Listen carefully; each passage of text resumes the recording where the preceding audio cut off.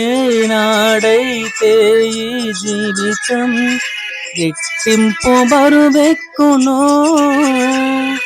తనువు మనసు చెరిసగమని పంచాలి అనిపించును. సరిగా అదే శుభముహూర్తం సంపూర్ణమయ్యేందుకు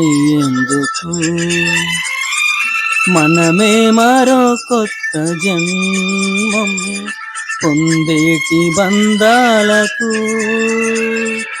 ఆ లా లా లా లా, ఆ లా లా లా లా లా.